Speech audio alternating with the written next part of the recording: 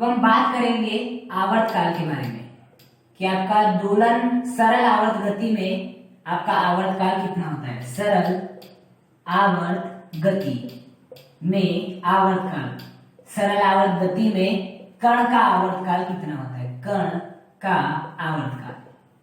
Okay, देखिए सरल आवर्त गति को SHM भी कहा जाता है, शॉर्ट फॉर्म में SHM। SHM का मतलब सिंपल हार्मोनिक मोशन।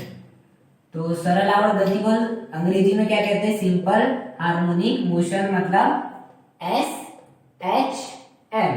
तो हम देखेंगे SHM में किसी पार्टिकल का आवर्तकाल, इसे हम T से प्रदर्शित करते हैं। किससे प्रदर्शित करते हैं, T से प्रदर्शित करते हैं। अब देखिए क्या होता है, SHM अर्थात सरल आवर्त गति का क्या मतलब होता है कि आपकी एक माध्य स्थिति होगी, एक आपका एक्सट्रीम पॉइंट होगा, दूसरा इधर एक्सट्रीम पॉइंट होगा। आपका कण कहाँ पे मौजूद होगा, माध्य स्थिति में क्या होगा, मौजूद होगा। अब क्या करेगा, माध्य स्थिति में आपका कण या तो यहाँ पर गति करेगा या क्या करेगा, यहाँ पर गति करेगा। ओके, तो जब आपका कण माध्य स्थिति में है तो रुका हुआ होगा, तो पहले वो कहाँ जाएगा, यहाँ जाएगा, फिर वो यहाँ आएगा, फिर यहाँ जाएगा, फिर यहाँ आएगा। तो यहां से यहाँ, यहां से यहाँ, फिर यहां से यहाँ और यहां से यहाँ तक जाने में जितना भी समय लगा वही क्या कहलाता है, आपका आवर्तकाल। क्या कहलाता है, आपका आवर्तकाल T। मतलब माध्य स्थिति से एक्सट्रीम पॉइंट तक, इसे क्या कहते हैं, एक्सट्रीम पॉइंट। माध्य स्थिति से एक्सट्रीम पॉइंट तक, एक्सट्रीम पॉइंट से माध्य स्थिति तक, माध्य स्थिति से एक्सट्रीम पॉइंट तक, एक्सट्रीम पॉइंट से माध्य स्थिति तक जाने में हमें जितना भी समय लगता है वो क्या कहलाता है, आवर्तकाल कहलाता है। तो आवर्तकाल समझ में आया। अब देखिए आपका कण यहाँ, ये माध्य स्थिति है, ये एक्सट्रीम पॉइंट है, यहाँ पर दूसरा एक्सट्रीम पॉइंट है। अब एक बार कण जाएगा यहाँ पर, फिर आएगा वो यहाँ से यहाँ पर, फिर आपका कण जाएगा इधर, फिर आएगा इधर से यहाँ पर। तो माध्य स्थिति से यहाँ तक जाने में, फिर यहाँ से यहाँ तक आने में, फिर यहाँ से यहाँ तक जाने में, यहाँ से यहाँ तक आने में जो भी समय लगेगा उसे कहते हैं आवर्तकाल, और इसे कहते हैं एक दोलन। क्या कहते हैं, एक दोलन। मतलब कि यहां से यहां तक गए हम, फिर यहां से यहां तक गए, फिर यहां से यहां तक गए, फिर यहां से यहां तक गए, तो इसे कहते हैं एक दोलन। अब माना ये आपकी मीन पोजीशन थी, मतलब माध्य स्थिति थी, आपका कण गया यहाँ पर, फिर यहां से गए यहाँ पर, यहां से गए यहाँ पर, यहां से गए यहाँ पर, तो ये कितना दोलन हुआ, एक दोलन। एक दोलन हुआ। फिर से यदि कण ऐसे करे, यहाँ जाए, फिर यहाँ आए, फिर यहाँ जाए, फिर वापस आ जाए, तो कितना दोलन हो गया, दो दोलन हो गए। फिर ऐसे करे, मतलब कि दोलन क्या होता है, मतलब कि माध्य स्थिति से यहाँ गए, फिर यहाँ आए, फिर यहाँ गए, फिर यहाँ आए, तो ये जो पूरा है वो क्या कहलाता है, एक दोलन कहलाता है। जैसे कि आपने पेंडुलम देखा होगा, वो ऐसा लटका रहता है, जब उसे धक्का देते हैं तो इधर जाता है, फिर इधर आता है, फिर इधर जाता है, फिर इधर आता है, तो इसे हम कहते हैं एक दोलन। इसे क्या कहते हैं हम, एक दोलन। मतलब एक दोलन में क्या होता है, आप माध्य स्थिति से दूर जाओ, फिर माध्य स्थिति की ओर आओ, फिर माध्य स्थिति से दूर जाओ, फिर माध्य स्थिति की ओर आओ, तब माना जाता है आपका एक दोलन। यहाँ भी ऐसे हो रहा है, माध्य स्थिति से पहले दूर गया, यहाँ गया, फिर माध्य, फिर यहाँ से वो वापस यहीं आया, यहाँ से वापस यहीं आया, फिर यहाँ से वो यहाँ गया, यहाँ से वो यहाँ गया, फिर यहाँ से वो यहाँ आया, यहाँ से यहाँ आया, तो ये कहलाता है आपका एक दोलन। और आवर्त क्या कहलाएगा, इस आवर्तकाल कहलाएगा एक दोलन पूरा करने में हमें जितना भी समय लगा, एक दोलन पूरा करने में हमें जितना भी समय लगा वो क्या कहलाएगा, आपका आवर्तकाल T कहलाएगा। तो ये होता है आवर्तकाल T। अब हम करेंगे आवर्तकाल T के लिए व्यंजक की स्थापना कि आपका आवर्तकाल T बराबर कितना होता है। देखिए जो आवर्तकाल T होता है उसका फॉर्मूला होता है 2 पाई बाय ओमेगा, ये होता है इसका फॉर्मूला। और एग्जाम में सिद्ध करने भी आता है कि सिद्ध कीजिए कि T बराबर 2 पाई बाय ओमेगा। इसे हम क्या करेंगे, अब सिद्ध करेंगे। देखिए किस प्रकार से करेंगे, प्रूफ आपका यहां आ जाएगा, आपका प्रूफ किस प्रकार से करेंगे। देखिए हम मान लेते हैं ये आपकी मीन पोजीशन है, मतलब कि माध्य स्थिति। क्या है, ये माध्य स्थिति है, ये आपका एक्सट्रीम पॉइंट है और ये है आपका दूसरा एक्सट्रीम पॉइंट है। अब मैं मान लेता हूं ये आपका यहाँ पर कण मौजूद है, अभी यहाँ आपका कण मौजूद है। अब ये कण कहाँ जाएगा, यहाँ जाएगा, फिर कण कहाँ जाएगा, वापिस यहीं आ जाएगा। तो यहां से यहां और यहां से यहां तक उसने जितना विस्थापन तय किया मैं उसे मान लेता हूं x1 है। फिर आपका कण यहां से कहां जाएगा, यहां जाएगा, फिर यहां से वापस कहां जाएगा, यहां आ जाएगा। तो मैं मान लेता हूं उसने जितना भी विस्थापन तय किया वो कितना है, x2 है। मतलब यहां से यहां तक जाने में और यहां से यहां तक आने में इसने विस्थापन इतना तय किया, और यहां से यहां तक और यहां से यहां तक जाने में उसने विस्थापन x2 तय किया। अब मैं मान लेता हूं, माना x1 बराबर x2, मतलब कि यहां से यहां तक और यहां से यहां तक में जितना भी विस्थापन तय हुआ है वो किसके बराबर है, यहां से यहां तक और यहां से यहां तक के विस्थापन के बराबर है। मतलब यहां से यहां तक और यहां से यहां तक आने में इसे यदि विस्थापन इसने 10 मीटर तय किया होगा, तो यहां से यहां तक और यहां से यहां तक आने में भी इसने कितना विस्थापन तय किया होगा, 10 मीटर ही तय किया होगा। ये मतलब होता है x1 बराबर x2 का। 10 बराबर 10 है, मतलब x1 बराबर क्या होगा, आपका x2 होगा। अब देखिए x बराबर कितना होता है आपका a sin omega T plus five, यही होता है आपका x बराबर a sin omega T plus five. तब हमें निकालना है x1 की वैल्यू। तो x1 की वैल्यू कितनी हो जाएगी आपकी, a sin omega T plus five, ये तो जैसा का वैसा रहेगी। ओके, अब हम निकालेंगे x2 की वैल्यू। तो x2 की वैल्यू कितनी हो जाएगी, a sin ओमेगा आपका हो जाएगा t प्लस, इस t के स्थान पे t plus T plus five आ जाएगा।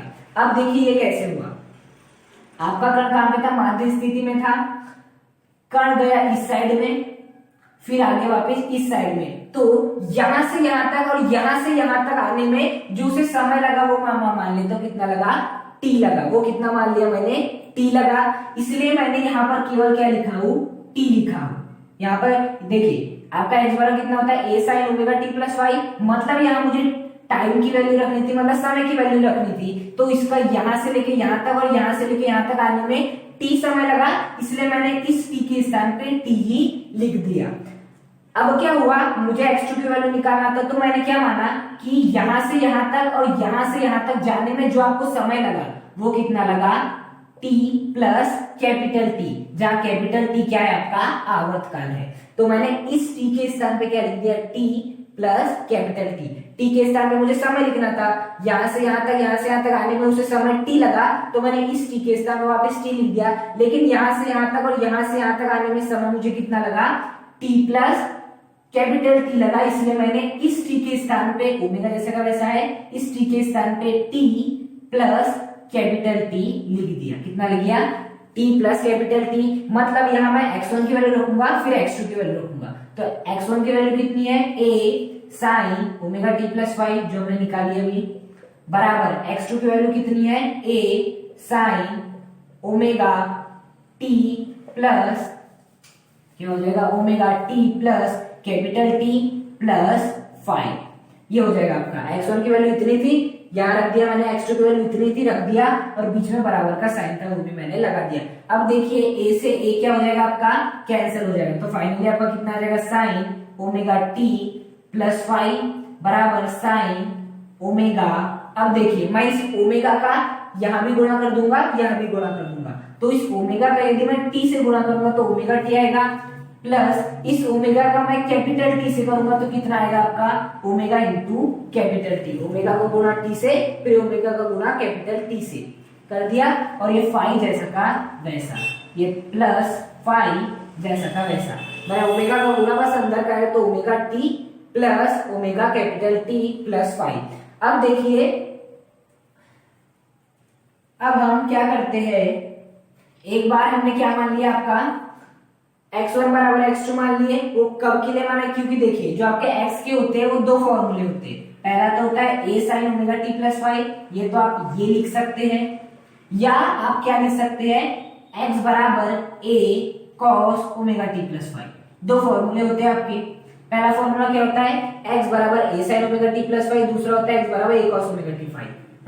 मैंने अभी कौन से फॉर्मूले का उपयोग किया हो, केवल इस वाले फॉर्मूले का उपयोग किया हो, तब आपका क्या बराबर आया है, ये इसके बराबर आया है। अब मैं किस फॉर्मूले का उपयोग करूंगा, a cos omega T plus five फॉर्मूले का उपयोग करूंगा। देखिए जब मैंने x बराबर A sine omega T plus five माना था, मैंने ओमेगा टी प्लस फाइव माना था, तो आपका x1 कितना आया था, आपका A sine omega T plus five आया था। ओके, और आपका x2 कितना आया था, ए साइन ओमेगा टी के स्थान पे लिख दिया था मैंने T plus capital T plus five, जैसा का वैसा। अब मैं निकाल रहा हूं x बराबर A cos omega T plus five के लिए निकाल रहा हूं, मतलब जैसा का वैसा ही आएगा, बस जहां जहां साइन है वहां वहां कॉस आ जाएगा, बाकी पूरा जैसे का वैसा आ जाएगा। तो x बराबर यदि मैं A cos omega T plus five मानूंगा तो x1 कितना आ जाएगा आपका ए कॉस, बस मुझे साइन के स्थान पे कॉस लिखना है, cos omega T plus five. बस साइन के स्थान पे कॉस लिखना था। और आपके x2 की वैल्यू कितनी हो जाएगी आपकी, ए साइन के स्थान पे बस मुझे क्या लिखना है, आपका कॉस लिखना है, ए कॉस, बाकी पूरा जैसा का वैसा omega T plus capital T plus capital T plus five. जिस प्रकार x बराबर A sine omega T plus five होता है उसी, अब यदि मैं x बराबर A cos omega T plus five मान लूं तो x1 होता है A sine omega T plus five, तो यहाँ से x1 कितना हो जाएगा, बस साइन के स्थान पे कॉस लिखना है, या भी x2 की वैल्यू जब मैं लिखूंगा तो साइन के स्थान पे मुझे क्या लिखना है, कॉस लिखना है। ओके, तो यहां से मैं क्या करूंगा, पहला आपका हमने क्या माने थे, एक बार x1 बराबर x2 माने थे, तो हमने यहाँ पर साइन की वैल्यू रखे थे। अब हम किसकी वैल्यू रखेंगे, इस x1 बराबर x2 के स्थान पे हम रखेंगे cos की वैल्यू। किसकी वैल्यू रखेंगे, आपके cos की वैल्यू रखेंगे, तो इसे हम यहाँ रखते हैं, इस साइड में रखते हैं। तो आपका क्या हो जाएगा, x1 बराबर x2 कितना हो जाएगा, x1 बराबर x2, x1 की वैल्यू कितनी है आपकी, a cos omega T plus five आई थी, अभी निकाले थे हमने, और आपके x2 की वैल्यू कितनी आई थी, a cos omega T plus capital T plus five, इतनी आई थी। अब देखिए मैं इस a से ये a क्या हो जाएगा, कैंसिल हो जाएगा, और यहाँ भी कितना आ जाएगा, cos omega T plus five, और यहाँ देखिए क्या हो जाएगा, मैं इस ओमेगा का गुणा फिर से यहाँ करा देता हूँ, तो क्या हो जाएगा अंदर ओमेगा का गुणा यदि मैं टी प्लस इससे कराऊंगा तो आपको इतना मिलेगा, ओमेगा टी, ये आपका टी है, omega T plus omega into capital T, और ये फाइव जैसा का वैसा। तो यहां से हमें क्या क्या सीखने को मिला, पहली बात तो सीखने मिली कि आपका cos omega T plus five, cos omega T plus omega T, ये क्या है आपका omega capital T plus five, और sine omega T plus five बराबर sine omega T plus omega T plus five. अब देखिए हम क्या मान लेते हैं, आपका यदि साइन अल्फा बराबर साइन थीटा है, साइन अल्फा साइन थीटा के बराबर कब होगा, यदि मैं अल्फा की वैल्यू थीटा रख दूं, यदि मैं इस अल्फा के स्थान पे थीटा रख दूंगा, अल्फा के स्थान पे थीटा रख दूंगा, तो मुझे साइन थीटा के बराबर मिल जाएगा, मतलब ये दोनों बराबर कब होंगे, जब मैं अल्फा बराबर थीटा रखूंगा। दूसरा तरीका क्या हो सकता है कि यदि मैं आपका क्या रख दूं, अल्फा बराबर आपका रख दूं मैं 2 पाई प्लस थीटा, यदि मैं इस अल्फा के स्थान पे 2 पाई प्लस थीटा रखूंगा तो देखिए क्या हो जाएगा, साइन अल्फा के स्थान पे मैंने क्या लिख दिया 2 pi plus theta, 2 pi plus theta, 2 pi plus theta, sine 2 pi plus theta की वैल्यू होती है आपकी साइन थीटा, और हमें लाना था क्या, साइन थीटा, मतलब मैं अल्फा के स्थान पे थीटा भी रख सकता हूँ, इससे यहाँ पे साइन थीटा मिल जाएगा जो कि साइन थीटा के बराबर है, अल्फा के स्थान पे मैं 2 पाई प्लस थीटा भी रख सकता हूँ जो कि कितना आएगा, साइन थीटा के बराबर ही आएगा। मैं और एक वैल्यू रख सकता हूँ आपके अल्फा की, पाई माइनस थीटा, क्या रख सकता हूँ, पाई माइनस थीटा, क्यों, क्योंकि देखिए यदि मैं अल्फा के स्थान पे पाई माइनस थीटा रखता हूँ तो साइन पाई माइनस थीटा की वैल्यू कितनी होती है आपकी, साइन थीटा वैल्यू होती है, जो कि किसके बराबर आ रही है, साइन थीटा के बराबर आ रही है। मतलब मैं यहाँ पर अल्फा की वैल्यू थीटा रख सकता हूँ, या 2 पाई प्लस थीटा रख सकता हूँ, या पाई माइनस थीटा रख सकता हूँ।